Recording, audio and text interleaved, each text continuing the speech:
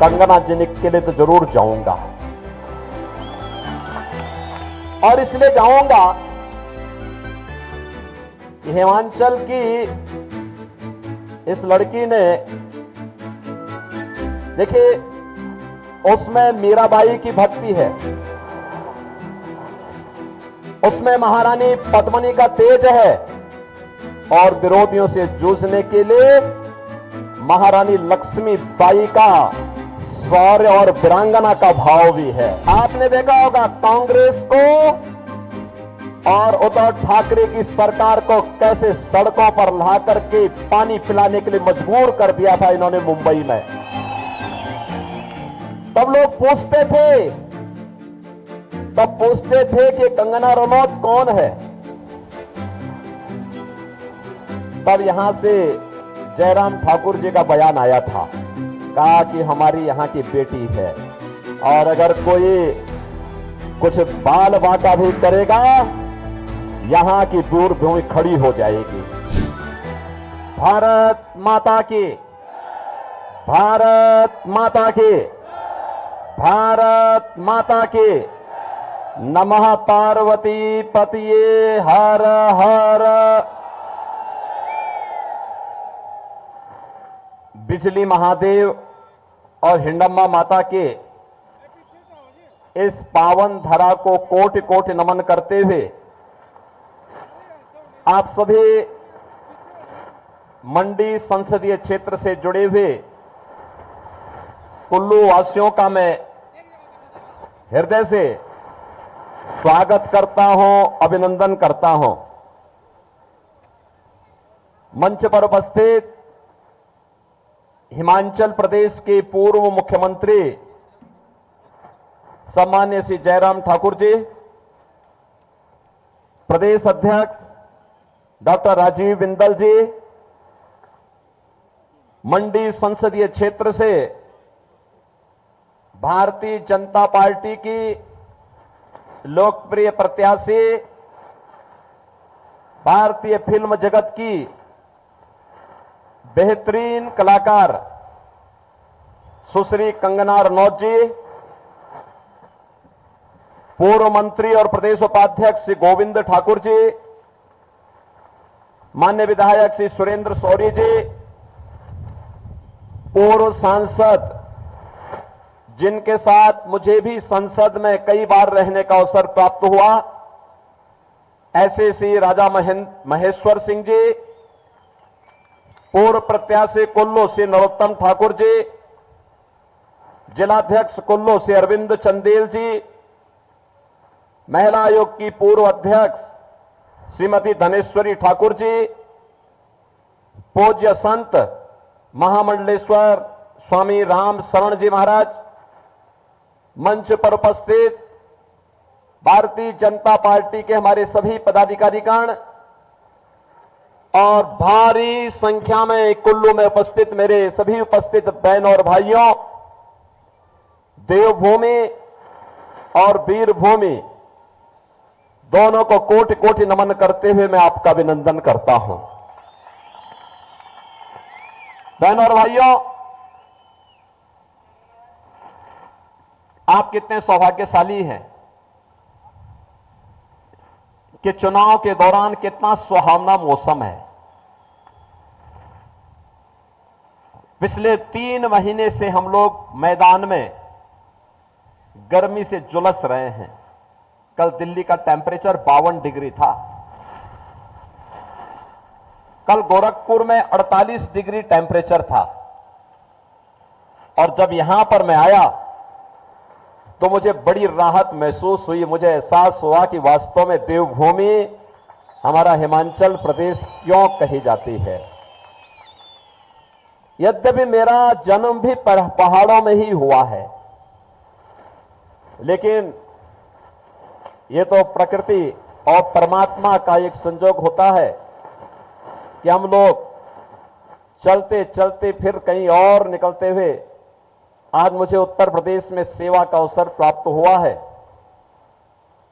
जब मुझे बताया गया कि मुझे हिमाचल प्रदेश में प्रचार के लिए जाना है, मैंने कहा कंगना जिनिक के लिए तो जरूर जाऊंगा,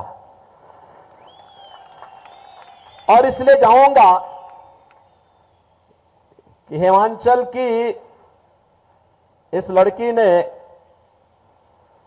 देखिए, उसमें मीराबाई की भक्ति है, उसमें महारानी पद्मिनी का तेज है, और विरोधियों से जूझने के लिए महारानी लक्ष्मीबाई का शौर्य और वीरांगना का भाव भी है। आपने देखा होगा कांग्रेस को और उद्धव ठाकरे की सरकार को कैसे सड़कों पर ला करके पानी पिलाने के लिए मजबूर कर दिया था इन्होंने मुंबई में। तब लोग पूछते थे कि कंगना रनौत कौन है। तब यहां से जयराम ठाकुर जी का बयान आया था, कहा कि हमारी यहां की बेटी है, और अगर कोई कुछ बाल बांका भी करेगा यहां की दूर भूमि खड़ी हो जाएगी। और बहनों और भाइयों, आज मुझे आपके बीच में यहां पर उनके प्रचार के लिए आने का अवसर प्राप्त हुआ है।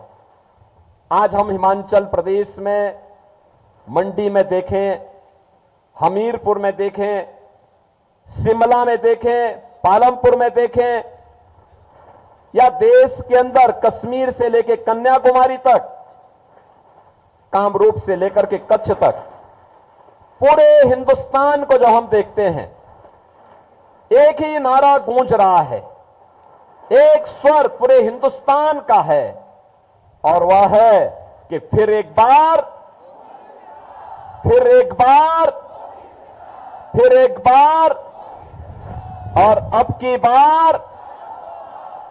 की बार 400 पार की जब बात होती है तो बहन और भाइयों, कांग्रेस चारों खाने चित्त होती है, क्योंकि वो स्वयं 400 सीटों पे चुनाव नहीं लड़ रही है। 400 सीटों पर भी अब उसको चुनाव लड़ने का अवसर प्राप्त नहीं हुआ है।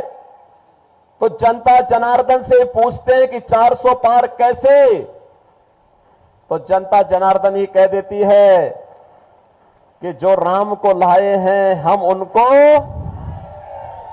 क्या हिमाचल और मंडी भी इसके लिए तैयार है ना? जो राम को लाए हैं, और फिर जनता जनार्दन ये भी कहती है कि राम भक्त ही राज करेगा दिल्ली के। आप भी यही सोचते हैं ना?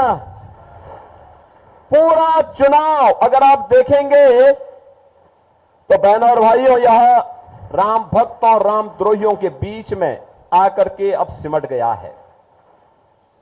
राम द्रोही वही जो आतंकवाद और नक्सलवाद का समर्थन करते हैं।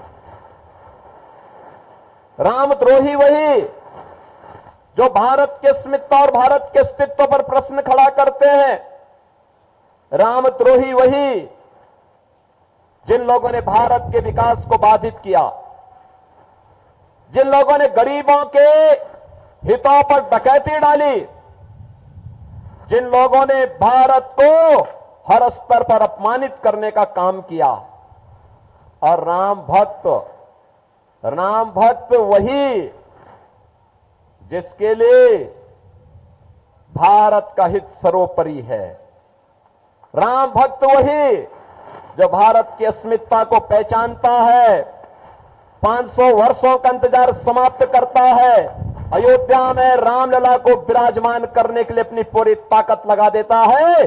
और जो आपके पूर्वजों का संकल्प था, यही संकल्प होता था। यहां के पालनपुर में 1989 में पहला संकल्प भारतीय जनता पार्टी ने पारित किया था, और अब पारित किया था कि अयोध्या में राम मंदिर के लिए हम आंदोलन करेंगे।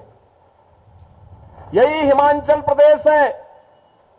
और आज जो संकल्प उस समय हम लोग नारों में लगाते थे कि रामलला हम आएंगे, मंदिर वहीं, यही बोलते थे ना। अब तो अयोध्या में राम मंदिर का निर्माण हो गया ना, कोई संदेह? 500 वर्षों का इंतजार समाप्त हो गया ना। 500 वर्षों का इंतजार समाप्त हुआ, और 500 वर्षों के बाद पहली बार अयोध्या में रामलला ने होली भी खेली और अपना जन्मोत्सव भी मनाया। बहन और भाइयों, मैं आप सभी कुल्लू वासियों को इस बात के लिए बधाई देता हूं, इस बात के लिए मैं आपका अभिनंदन करता हूं कि आप यहां पे विजयदशमी का आयोजन बहुत भव्यता के साथ करते हैं। आदरणीय प्रधानमंत्री जी को इसमें शामिल होने का अवसर प्राप्त हुआ था, लेकिन आज मैं आप सबसे भी कहूंगा, आज जब आप अयोध्या आएंगे, आपको एक नई अयोध्या देखने को मिलेगी। ऐसा लगेगा जैसे प्रभु राम के समय की अयोध्या साक्षात इस धरती पर आ गई।